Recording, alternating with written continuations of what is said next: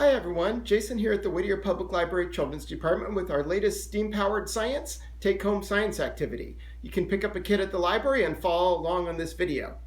So today our theme is President's Day, and we're going to use a couple of our most famous American presidents to help us learn some scientific concepts about forces in motion.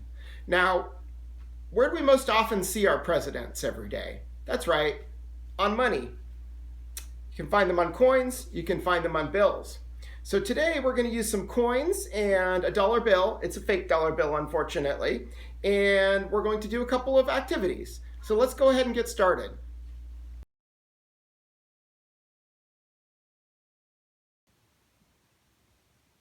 For our first experiment, President Abraham Lincoln, who appears on the penny and on the $5 bill, is going to teach us a little bit about forces in motion with our amazing spinning penny balloon. So our experiment today is actually pretty simple. What we're going to do, we're going to take a penny, we're going to drop it inside the balloon.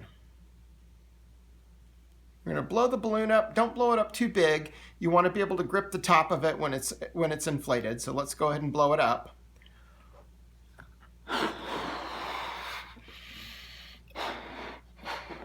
I think that's big enough. And then we're going to tie off the top.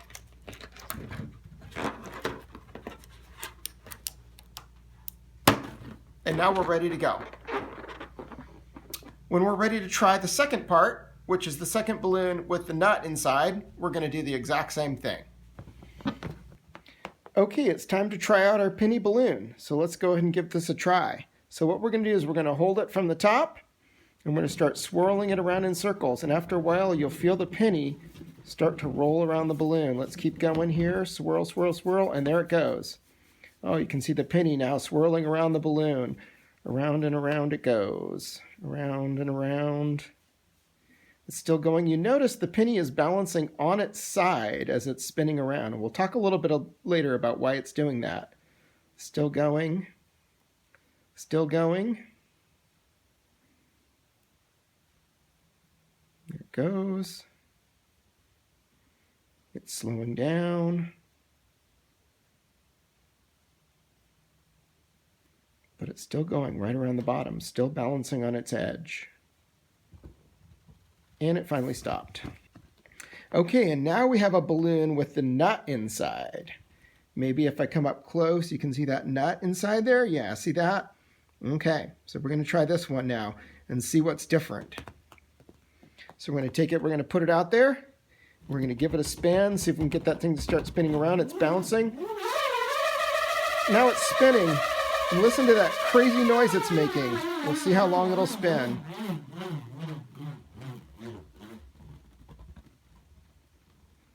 All right, it's done, but it didn't spin as long as the penny.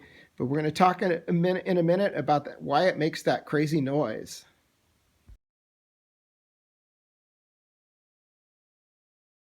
That you might have noticed when you saw the penny rolling around, it was going on its edge.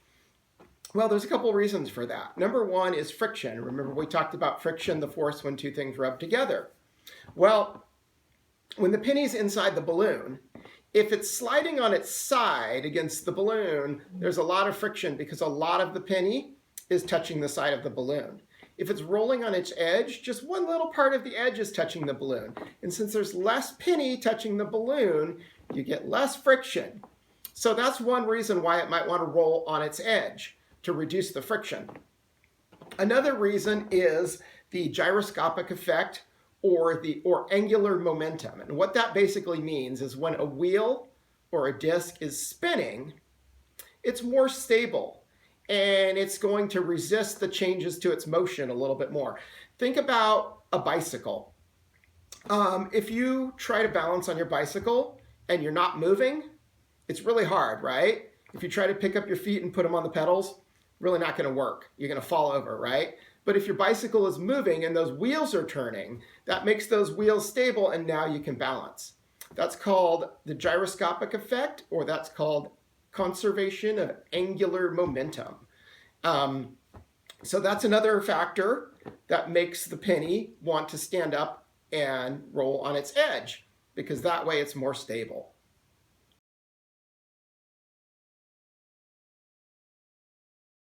Okay, now let's talk about why the balloon with the nut in it made such a weird sound.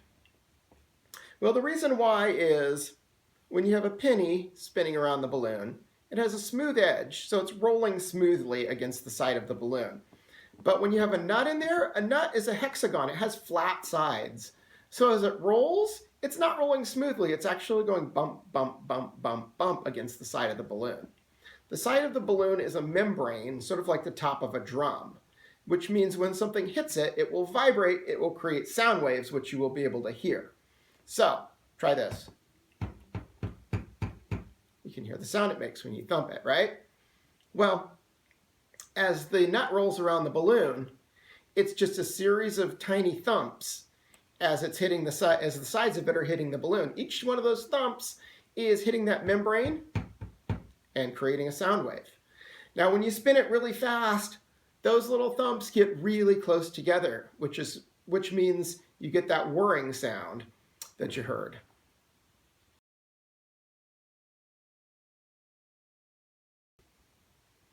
And now for our bonus activity.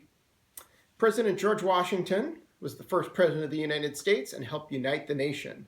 Today he's going to help us unite two paper clips. So he appears on the $1 bill and the quarter. Today we are going to use a $1 bill. It's a fake one, unfortunately, so please don't try to spend it. That's illegal. And he's going to show us how to magically link two paper clips together.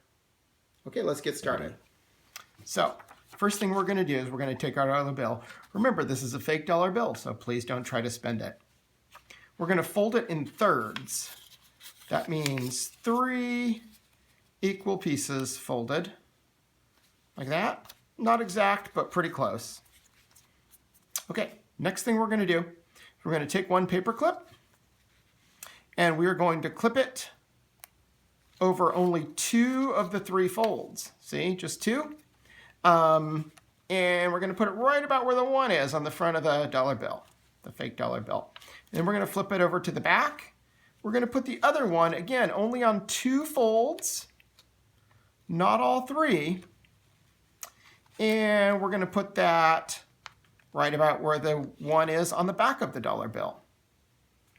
You see now we have this one with the two folds clipped, and this one with the 2 folds clipped. Make sure you don't fold all 3. Now what you're going to do is you're going to grab the corners of the dollar bill. Now make sure, this is very important, you grab the corners right near the paper clips.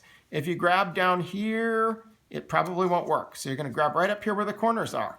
You're going to take them and you're going to pull them apart pretty hard. And let's see what happens. Where did the paper clips go? Let me go find them.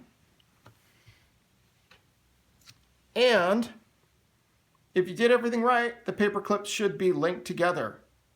Believe it or not, it really actually happened. I didn't link them together myself, I promise. So there they are, linked together.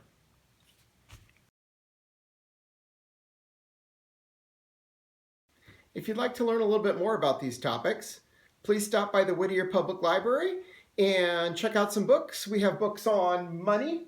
We have books on presidents you can learn a little bit more about, or forces in motion, or any other science topics you're interested in. Just stop by and pick out some books, or give us a call to reserve some books and use our curbside pickup service. We hope to see you at the library soon. Thanks for joining us today, and we'll see you again next time for our next steam-powered science take-home activity kit.